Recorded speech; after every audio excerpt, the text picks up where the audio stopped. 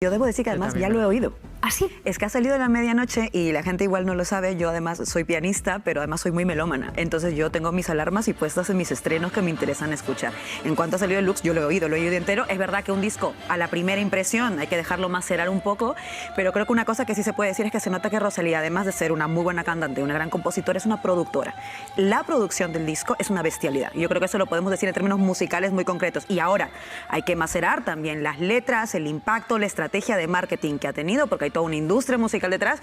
Esto va a dar para hablar mucho, Silvia. A lo mejor un día tenemos que dejar de hablar de la UCO y ponernos a hablar de Rosalía, imagínate. Vamos a intentar que el día empiece un poquito así. ¿Cuál ha sido tu primera impresión del disco? Como digo, a mí lo que más me ha gustado es el nivel de producción. Poco se habla de estas mixturas que se hacen entre lo que vendría a ser la música más clásica, más tradicional, las orquestas sinfónicas, los juegos de cuartetos, el nivel del piano, por ejemplo, en unos temas es alucinante, pero por otro lado estas mezclas como hacen, por cierto, que no es nuevo, lo hace James Blake hace muchísimo tiempo, con elementos muy tecnológicos, electrónicos, creo que eso es brutal. Pero por otro lado, y hay que reconocer, ella también bebe de otras cosas que vienen del sur global. Por ejemplo, Guido Pimienta tiene un disco también con una orquesta sinfónica, es decir, está mezclando cosas que se están haciendo y lo ha hecho además desde un altavoz que es el suyo, que llega a muchísima gente. Yo creo que es arriesgado y no hay nada mejor en el arte, digo yo, que arriesgado. Y a partir de ahí habrá que juzgar también ya su impacto político, su contexto político, porque eso también va a dar para hablar. También lectura política. Imagínate. Madre mía. No puede evitarlo. Que el disco de Rosalía dé una lectura política, Javier. Me llamó mucho la atención, Laura, cómo explicaba la propia Rosalía que tuvo que preparar su voz. Claro. Es decir, la voz que estamos escuchando ahora es una voz que ella ha tenido que ir afinando y ajustando hasta conseguir elevarla, digamos, hasta esa cota. Y la técnica, o sea, la técnica para llegar a los registros de tesitura de vocal más agudos tardan muchísimo porque es un esfuerzo físico, no solamente es un esfuerzo de técnica vocal, sino que tu misma caja torácica tiene que ampliarse para que llegues a los agudos controlando mejor el aire.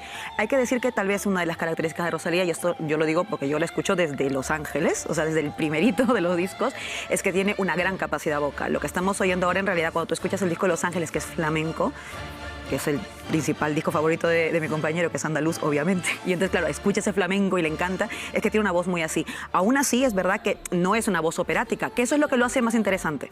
Porque en realidad mucho tiempo se ha pensado que la ópera es un registro solo para algunos, ¿no? Para los eruditos y para determinadas voces. Y en realidad ópera podríamos también cantar un poco todas, no igual, obviamente, y no con una voz de ópera clásica y profesional, pero se puede hacer eso. Y eso a mí me gusta porque creo que eso vincula un poco a la idea que tiene, al menos en el primer video que nos ha enseñado, ¿no? De que todo lo ordinario puede ser extraordinario, pues la ópera también puede ser popular, digamos, también puede ser pagana, ¿no? También puede ser pueblo. Yo creo que eso también es interesante. Por eso digo, hay muchas cositas que analizar en general de estas cosas que también rozan lo político, porque en realidad está mandando también un tipo de mensaje con eso. Lo político, así que tenía... Yo aquí con esto, siguiendo la línea de Berna de las preguntas que no ha respondido de alguna forma Miriam Nogueras, me quedo con una que me parece que es la clave, Silvia, que es ¿qué ha cambiado? Entre la decisión de Junts y antes, ¿qué ha cambiado de verdad? Decías, Luis, que en otro contexto podría el titular ser, ¿no?, fin de legislatura, pero no lo es. Y en esto, y sin que siente un precedente, estoy muy de acuerdo con Javier, porque en realidad no ha cambiado nada. Ha dicho Miriam Nogueras, cuando se rompe, ¿no? Bueno, a mí me enseñó mi madre que cuando tú dices que no vas a hacer algo, tampoco lo anuncias, no lo haces de frente, ¿no? Pues es lo mismo. Anuncian algo que ya pasa de facto. Durante todo este tiempo de legislatura, Junts ya no ha votado algunas medidas que, por cierto, han salido adelante. Por poner una, en enero de 2025, en enero de este año, esta reforma en la ley de pensiones la sacaron con los votos del PP. Adelante, este gobierno. Cuidado, porque dicen el PP y el PSOE nunca se ponen de acuerdo, pues en esa, rapidito, se pusieron de acuerdo y sacaron esa votación adelante. No necesitaron a Junts para eso. Y obviamente tampoco necesitaron a Podemos, que esos 4 votos sí que dijo no van a servir para aumentar la edad de jubilación encubiertamente. Pues es un poco lo mismo. Junts lo que está haciendo aquí, y estoy de acuerdo, es performar algo, pero en realidad lo que tenemos es el mismo tipo de legislatura. Ahora bien, cuidado, porque eso también lo puede utilizar el gobierno para una cosa que a mí sí me preocupa, que es la excusa Junts. Junts no me deja gobernar. No me deja gobernar, no me deja sacar leyes adelante. Imagínate que nos usen esa excusa, porque yo creo que de esto también tenemos un problema.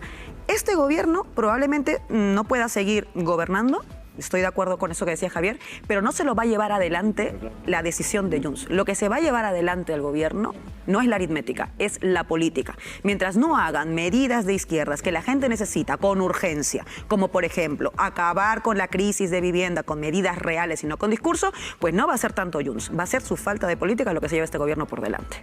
Brevemente, Laura. Pues en realidad yo creo que la clave es una cosa que ha dicho Berna. No ha habido realmente una mayoría. No es que haya perdido nada. De hecho, por eso digo que ha cambiado, porque en realidad ya ha pasado que medidas de este gobierno no han salido adelante, por ejemplo, con otro que podríamos llamar bloqueo, ya que hablamos de bloqueo cuando hablamos de Junts, pero esto no ocupaba tantas primeras planas ni tanto interés. Los 4 votos de Podemos se han bajado decretos porque contenían un recorte. Se han bajado la posibilidad de que se descentralizara el racismo al darle competencias migratorias que pedía precisamente Junts. Es decir, ya había un problema para pasar una serie de leyes. Y la otra clave es, lo sabe Pedro Sánchez, y él dijo que podía gobernar al margen del Parlamento. Lo tiene clarísimo. Junts lo único que hace es seguir haciendo política. Si Pedro Sánchez le dice que a lo mejor Puigdemont puede volver, ¿en serio alguien cree que Míriam Noguera no se va a sentar a negociar? Pues ella dice que es irreversible. Bueno, por eso lo he dicho para la hemeroteca. Por eso, de hecho, me he escuchado cuando Silvia decía esto queda para la hemeroteca y me ha notado el día, porque es verdad que a la primera, esto es hacer política, no es realmente decir me voy. Es un poco lo que decía también aquí María, es el no voy a respirar un ratito hasta que me hagas caso, ¿no? Pues es eso.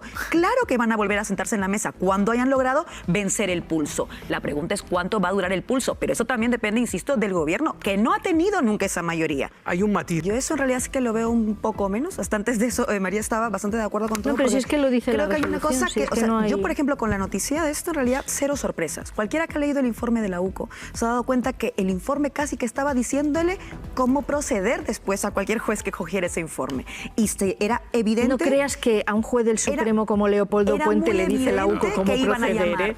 Eso es bastante inverosímil. Que iban a llamar a alguien vinculado ahí.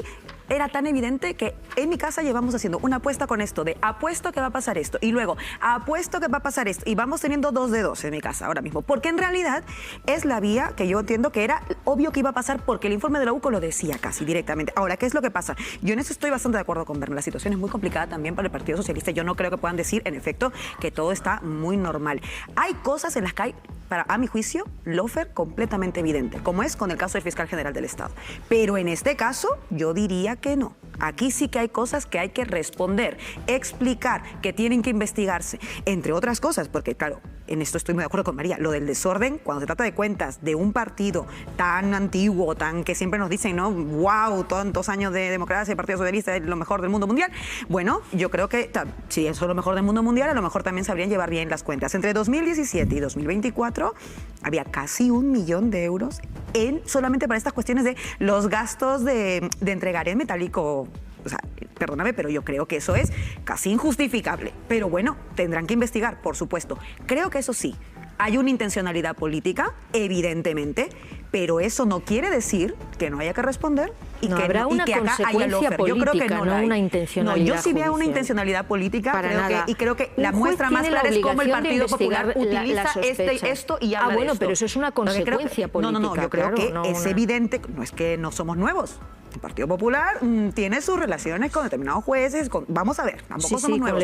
Hay una intencionalidad política, eso por un lado, para mí es evidente. Pero por otro, también es verdad que yo no diría que en este caso, como sí en el del fiscal general del Estado, haya lawfare. Acá sí hay muchas cosas que responder. Espero que se respondan, no sé yo tanto si financiación irregular, sino más bien una serie de irregularidades en la forma en que se estaba llevando las finanzas en el Partido Socialista, y eso habrá que responderlo, porque esto le hace daño también al gobierno. Entonces, yo creo que separo esas cosas, porque me parece importante, sin quitar que claro que hay una intencionalidad política del Partido Popular, las formas en las que se refiere esto, que me parece a mí a veces hasta pecando un poco de tontos.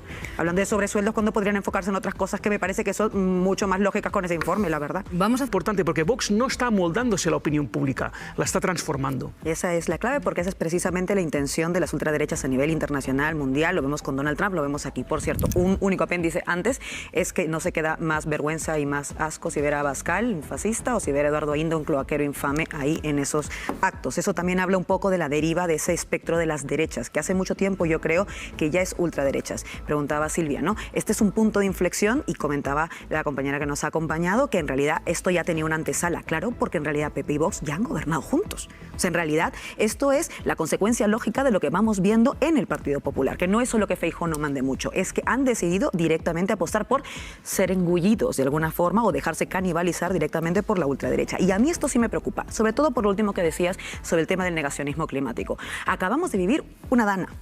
Ha pasado un año. Ha habido una movilización alucinantemente popular y constante, rigurosa y rabiosa en las calles para echar a Amazon. Por fin lo han logrado. Y son los negacionistas climáticos, los que nos llevaron a esas 229 muertes, las que ahora tienen que elegir un sucesor basándose en un ideario que repotencia el negacionismo climático. No tiene ninguna forma de sostenerse. Y ahí es donde creo que estamos tal vez actuando mal, tal vez desde las izquierdas, en esa disputa ideológica que tú estabas comentando, Luis, porque lo cierto es que lo primero que se está logrando es imponer una narrativa en un momento en el que claramente se estaba venciendo. Había sacado a Carlos Mazón, por lo menos había sacado al responsable político. ¿Qué es lo que creo que pasa? Pues que el gran error es que en verdad se crea que esto se puede cambiar con sacar solo al responsable político. Es evidente que el pueblo valenciano tiene que volver a votar. Es evidente que la mayoría parlamentaria que sostuvo a Mazón un año pese a su responsabilidad política no debería seguir siendo mayoría parlamentaria. Es para mí el único paso medianamente digno también para los familiares de las 229 personas que murieron por su gestión criminal.